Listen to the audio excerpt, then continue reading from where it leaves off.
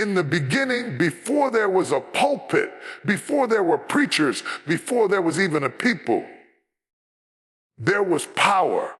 Before man had breath in his lungs or stars twinkled in the night sky, there was a voice, a command, a word.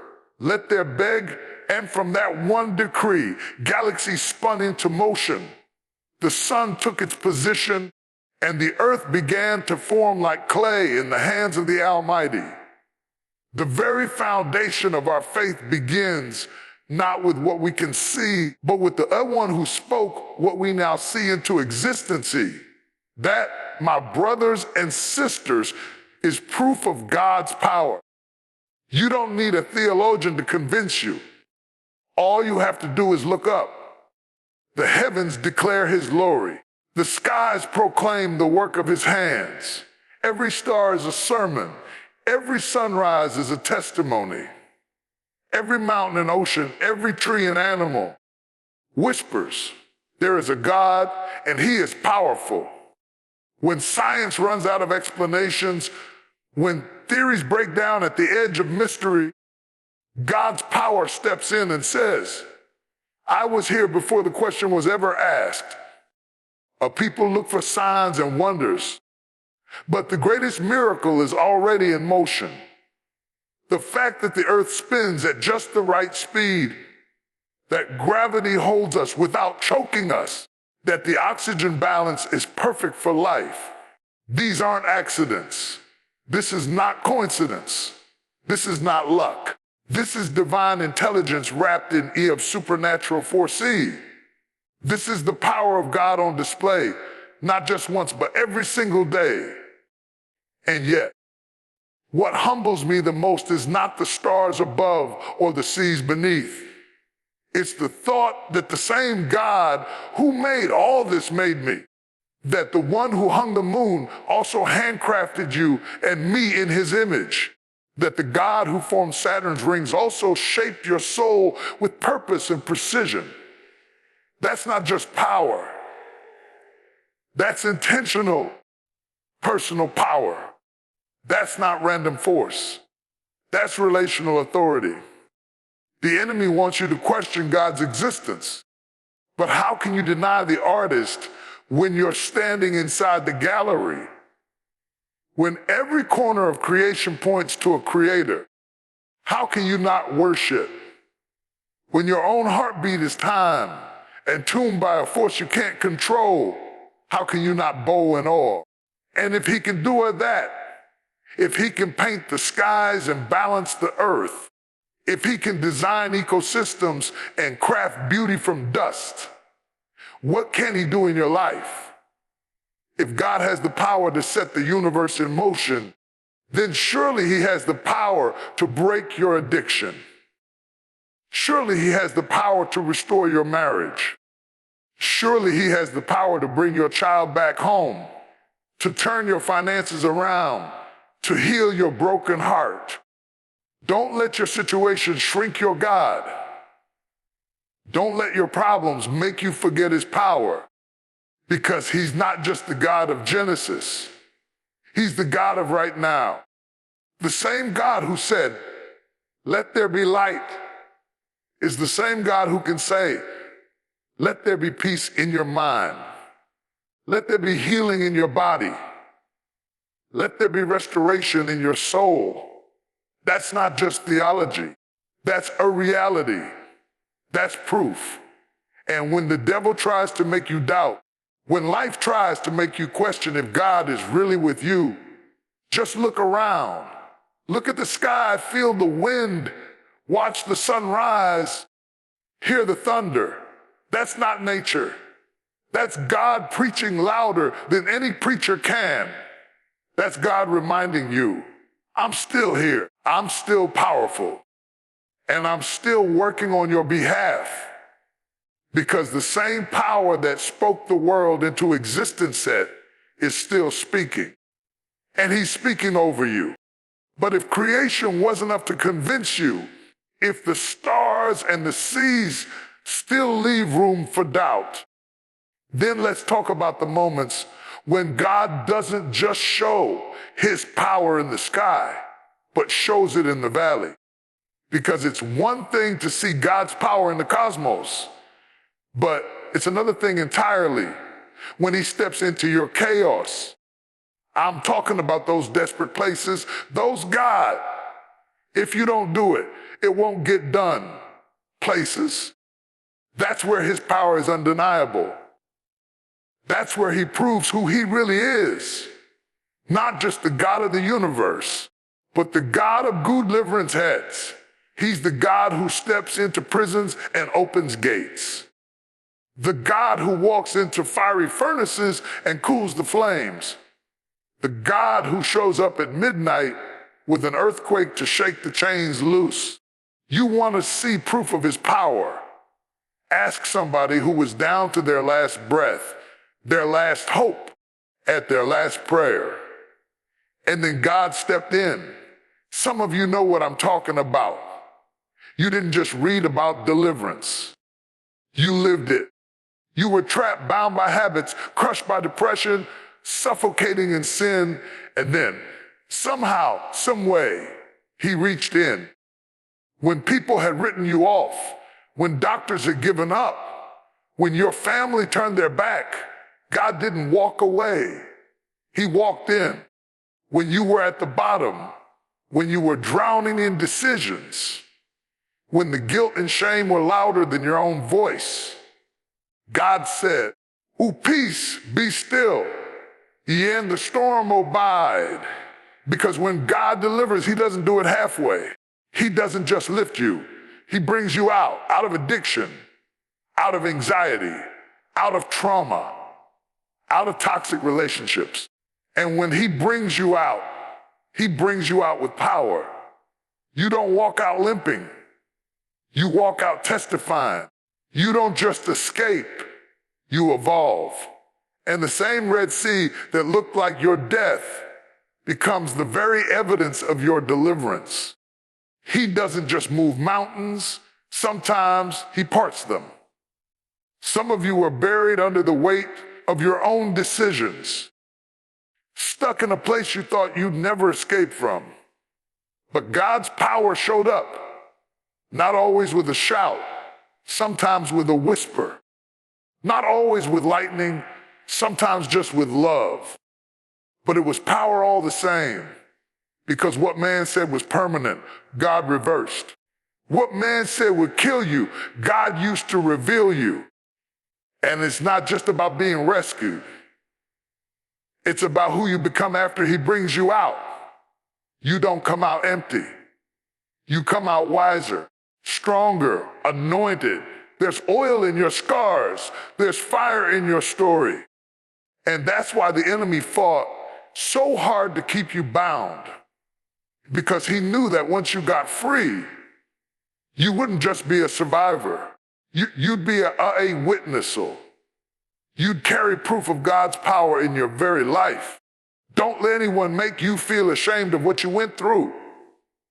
Your struggle was a setup. Your past was the platform.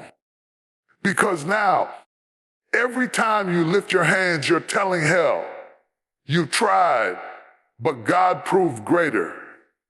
You're living proof. Proof that he can still deliver, still redeem, still restore. And I came to remind somebody, if he did it before, he can do it again. If he brought you out then, he can bring you out now. Don't underestimate the God who sees you in the midnight hour and still has the power to shake the prison walls. Because his power isn't limited to creation. It's revealed in the deliverance egg. When he steps into your deepest pit, when he walks into the middle of your breakdown and declares your breakthrough, when he rewrites the ending they thought was already sealed, that's not emotion, that's not chance. That's good proof of God's power. Now, listen closely, because if you still want proof, real, undeniable proof of God's power, look no further than the transformation of a life. There's nothing more convincing than a heart changed by the hand of God. The power that created the universe, the power that delivered the captive, is the same power that changes us from the inside out. And when God begins to work in a person's life, it's not subtle, it's radical, it's undeniable. It's a testimony walking around, speaking louder than any sermon ever could. You see it every day. People chained to addiction, bound by habits they thought they could never break, suddenly walking in freedom. People weighed down by guilt, shackled by shame, now standing tall with their heads held high. Broken marriages made whole again. Lives that were once empty, now full of purpose and peace. That, my friend, is the living proof of God's power. When a woman who once cried herself to sleep finds joy in her mornings. When a man who once lived in anger now carries kindness in his hands. That's not coincidence. That's not just therapy or willpower. That is the supernatural work of God transforming a soul. He takes the mess and makes a message. He takes the pain and produces power. He takes the ashes and forms beauty. And it's not just about stopping bad habits or turning from sin. It's about becoming something new. The Bible says we are new creations in Christ. That means when God moves in a life, He doesn't just clean up the outside. He renovates the inside. He rewires desires, redirects dreams, and revives hope. He plants seeds where despair once grew, and from those seeds, a new life blossoms. Look around you. Do you know someone who once was lost but now is found? Who once walked in darkness but now shines with light? That's not human effort, that's divine power. You can't explain it with psychology or science because this kind of change defies natural laws. It's a miracle in motion, a resurrection happening right before your eyes. And the beauty of it is this: God doesn't just change us for ourselves. He changes us for others. Your testimony becomes the testimony. Your healing becomes a healing for the hurting. Your breakthrough becomes the breakthrough for those still trapped. When God transforms a life, He creates a beacon, a lighthouse in the storm for others to follow. Maybe that's why the enemy fights so hard to keep you down, to keep you broken, to keep you silent. Because he knows the power of a transformed life is a threat.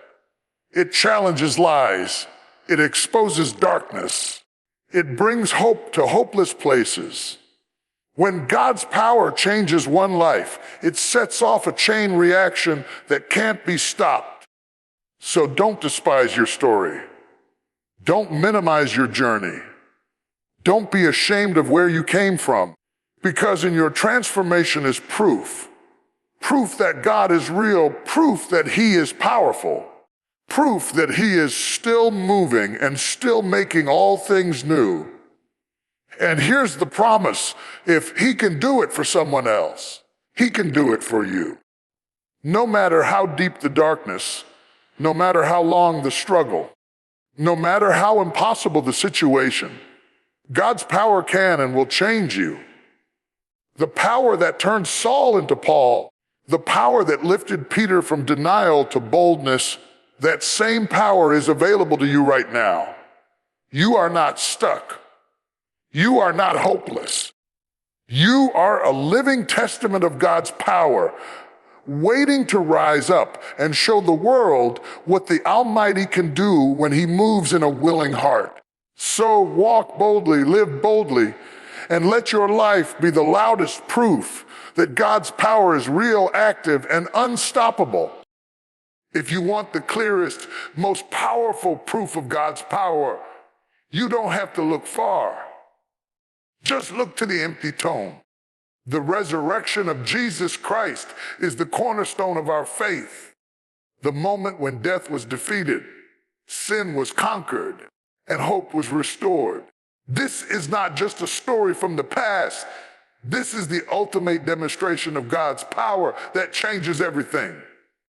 Then, now, and forever, the empty tomb stands as a bold declaration that God's power is greater than any problem we face, greater than any obstacle in our path, and greater than the finality of death itself.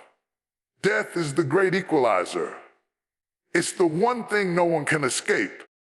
Yet here is the evidence that even death bows before the power of God. Jesus didn't just die. He died for a purpose. But more than that, he rose again. He shattered the chains of the grave. The stone was rolled away. The guards were left trembling, and the world was forever changed. When God raised Jesus from the dead, he wasn't just proving his power over the natural world. He was proving his power over the spiritual realm, the powers of darkness, and the very forces of sin and death.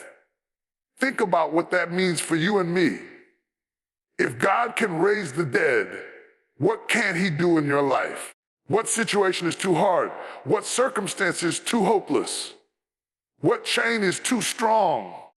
The resurrection power of God tells us that no matter how dead a dream seems, no matter how buried a hope may feel, God's power can bring it back to life. That same power is alive and active in believers today. This resurrection power isn't just reserved for the spiritual or the eternal. It works in everyday life too. It's the power that brings healing where there was sickness. It's the power that restores relationships where there was brokenness. It's the power that turns mourning into dancing and despair into joy. It's the power that breathes new life into the dry bones of your circumstances and your heart.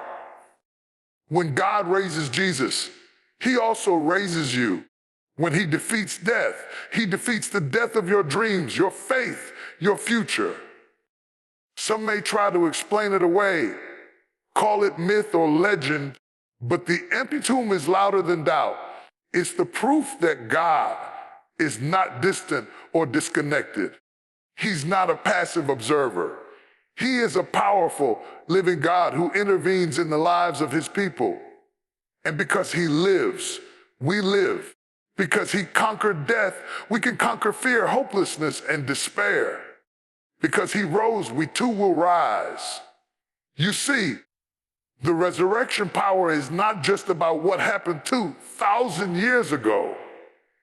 It's about what is happening in your life today. It's about knowing that the same power that broke the chains of death can break the chains holding you back. It's about stepping out of your time of fear, shame, or doubt and walking boldly into the new life God has for you. So, when life tries to tell you it's over, when the grave looks final and the darkness seems impenetrable, remember the empty tomb. Remember the resurrection. Remember that the God who raised Jesus is still raising people every day. People like you, people like me. And that is the most undeniable, unstoppable, life-changing proof of God's power there is. Because if God can raise the dead, he can raise you too. And that, my friends, changes everything. You know, sometimes when we talk about God's power, we think only of the big, flashy miracles, the healings, the signs, the wonders that shake the earth and move crowds.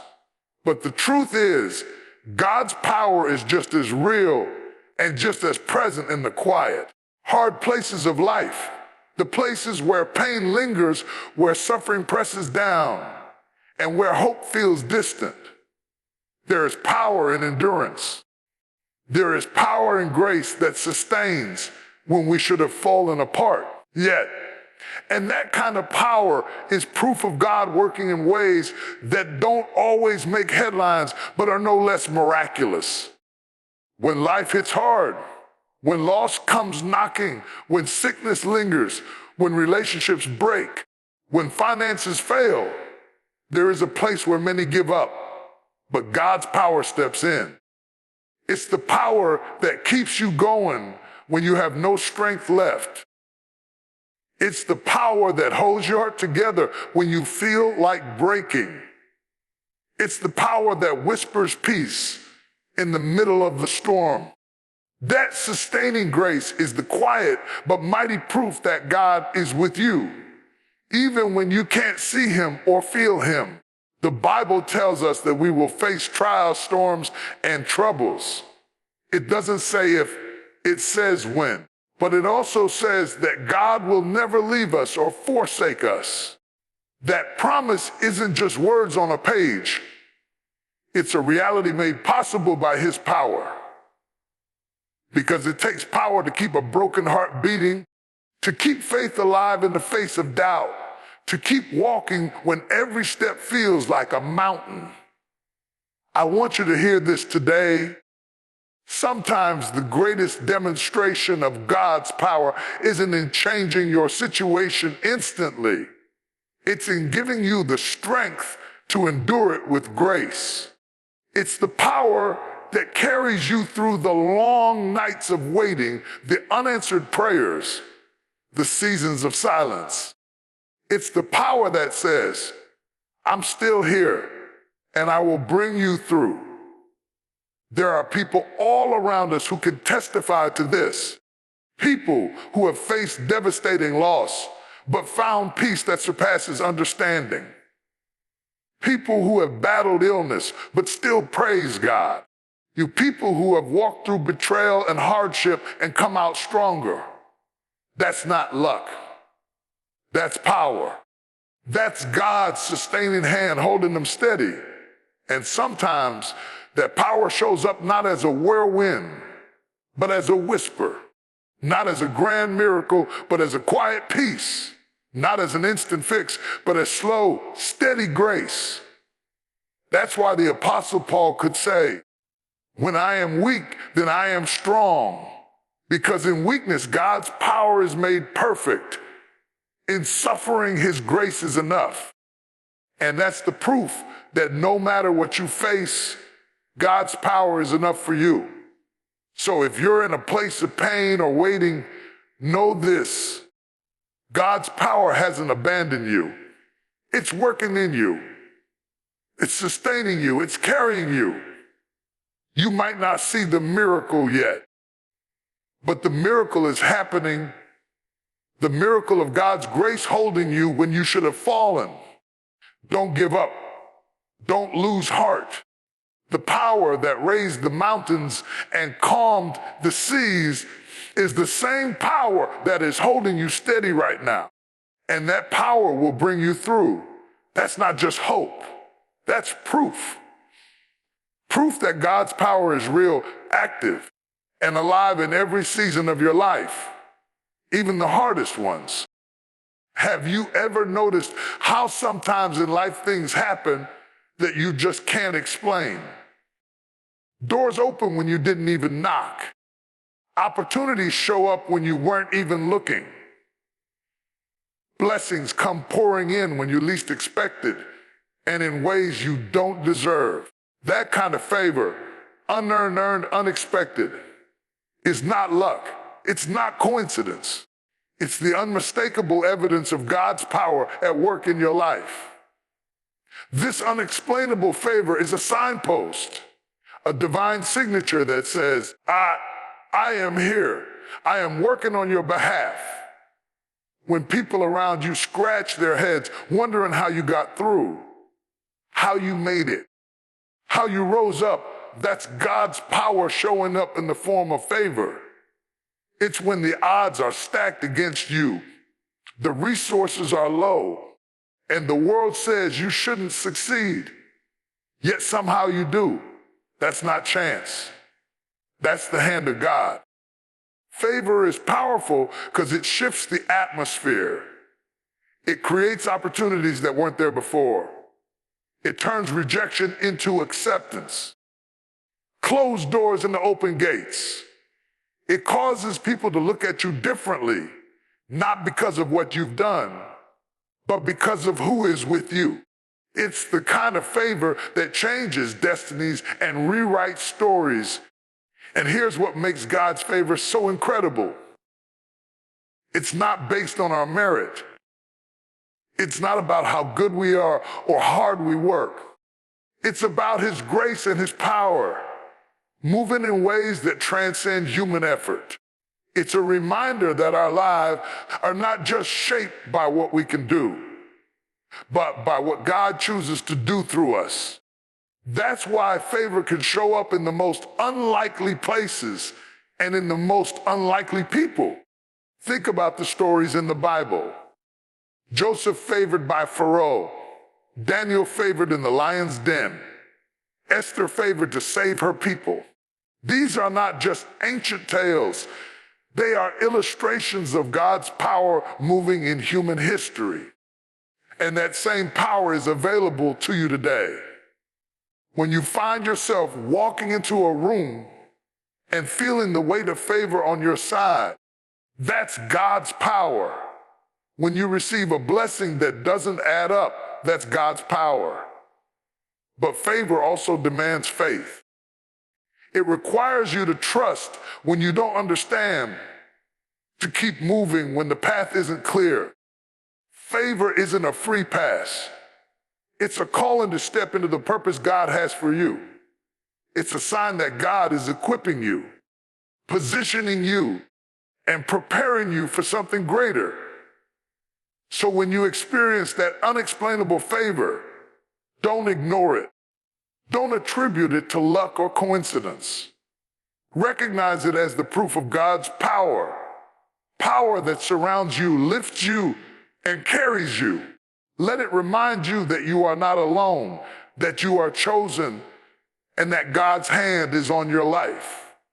And remember this, favor is not just for your benefit. It's a tool for blessing others, for opening doors so others can walk through, for being a channel of God's power in the world. When you walk in favor, you become a light in the darkness, a beacon of hope, and a living testimony that God's power is real and active. So hold on to that favor, embrace it, and walk boldly in the power it represents. Because when God's favor is on your life, nothing can stand against you.